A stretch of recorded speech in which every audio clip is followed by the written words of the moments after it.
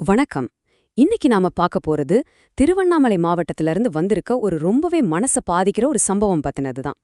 தமிழ்நாடே தேர்தல் சூட்ல இருந்தப்போ நடந்த இந்த கொடூரமான சம்பவத்தோட முழு விவரங்களையும் இதுக்கு பின்னாடி என்ன இருக்குன்றதையும் ஒண்ணு விடாம பார்க்கலாம் வாங்க. பாருங்க, இந்த வழக்குல ரொம்பவே அதிர்ச்சியான விஷயம் இதுதான். தமிழ்நாடு முழுக்க எலெக்ஷன் பிரச்சாரம் சூடு பிடிச்சிருந்த ஒரு நேரத்துல ஒரு 15 வயசு சிறுமிக்கு இப்படி ஒரு கொடூரமான தாக்குதல் நடந்திருக்கு. இந்த ஒரு விஷயம் உடனடியா தமிழ்நாடு முழுக்க ஒரு பெரிய அதிர்வலைகளை ஏற்படுத்தியிருக்குன்னே சொல்லலாம்.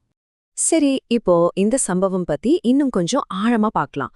முதல்ல இந்த கொடூரமான குற்றத்தை பத்தி நமக்கு இதுவரைக்கும் என்னென்ன விவரங்கள் தெரிஞ்சிருக்குன்னு பாத்துடலாம். எல்லாருக்குமே மனசுல வர முதல் கேள்வி இதுதான். அந்த பிரம்மதேசம் கிராமத்துல அப்படி என்னதான் நடந்தது? போலீஸ் மற்றும் மீடியா ரிப்போர்ட்ஸ் படி பார்த்தா சில முக்கியமான தகவல்கள் நமக்கு கிடைச்சிருக்கு. இந்த கேஸோட அடிப்படை தகவல்கள் இதோ பாருங்க. பாதிக்கப்பட்ட பொண்ணுக்கு 15 வயசு. அவங்க காஞ்சிபுரத்தை சேர்ந்தவங்க. செய்யாறு பக்கத்துல இருக்கிற பிரம்மதேசம் கிராமத்துக்கு ஒரு சொந்தக்காரங்க வீட்டு ஃபங்க்ஷனுக்காக போயிருக்காங்க. அங்கதான் சில பேர் அவங்கள வலுக்கட்டாயமா கூட்டிட்டு போய் பாலியல் வன்கொடுமை செஞ்சதா சொல்லப்படுது. ஒரு குற்றம் நடந்தா அதுல ரொம்ப முக்கியம் போலீஸ் எப்படி ரியாக்ட் பண்றாங்கன்றதுதான். இப்போ இந்த கேஸ்ல போலீஸ் என்னெல்லாம் நடவடிக்கை எடுத்திருக்காங்க, விசாரணை எந்த நிலைமையில இருக்குன்னு பார்க்கலாம். சம்பவம் நடந்த உடனேயே போலீஸ் அவங்களோட விசாரணைய ஆரம்பிச்சுட்டாங்க. பாதிக்கப்பட்ட சிறுமிய உடனே காஞ்சிபுரம் அரசு மருத்துவமனையில சேர்த்திருக்காங்க. அதுக்கப்புறம் பிரம்மதேசம் போலீஸ் இந்த கேஸ ஃபைல் பண்ணிருக்காங்க. மாவட்ட ஏஎஸ்பி சதீஷ்குமார் நேரடியாவே விசாரணை நடத்தியிருக்கார். அந்த சிறுமி கொடுத்த தகவல்களை வச்சு குற்றவாளிகளை பிடிக்கிறதுக்கு ஸ்பெஷல் டீம்ஸும் அமைச்சிருக்காங்க. இந்த விசாரணை எந்த அளவுக்கு தீவிரமா போயிட்டு இருக்குன்னு தெரியுமா? பாதிக்கப்பட்ட அந்த சிறுமிகிட்ட ஆபீசர்ஸ் 1 மணி நேரத்துக்கும் மேல நேரடியா விசாரணை நடத்தி வாக்குமூலம் வாங்கியிருக்காங்க. இதுவே போலீஸ் இந்த கேஸுக்கு எவ்ளோ முக்கியத்துவம் கொடுக்கறாங்கன்னு காட்டுது. சரி, இப்போதைக்கு என்ன நிலைமைன்னா, இந்த குற்றத்தை செஞ்சதா சந்தேகப்படுற நபர்கள் தலைமறைவா இருக்காங்க.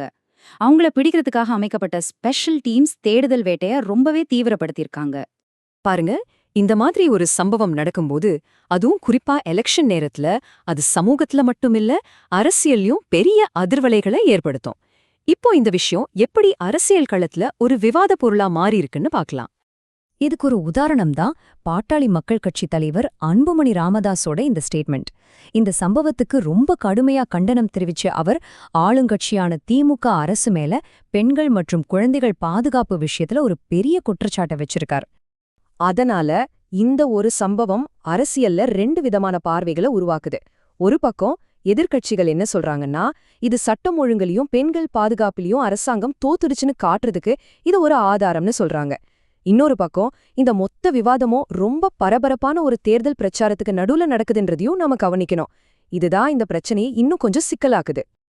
ஆக நாம புரிஞ்சுக்க வேண்டிய முக்கியமான விஷயம் என்னன்னா, இந்த மாதிரி ஒரு கொடூரமான சம்பவம் வெறும் ஒரு கிரைம் நியூஸா மட்டும் இல்லாம ஒரு சமூகமா நம்மளோட பாதுகாப்பு, அரசாங்கத்தோட பொறுப்பு பத்தியெல்லாம் யோசிக்க வைக்குது.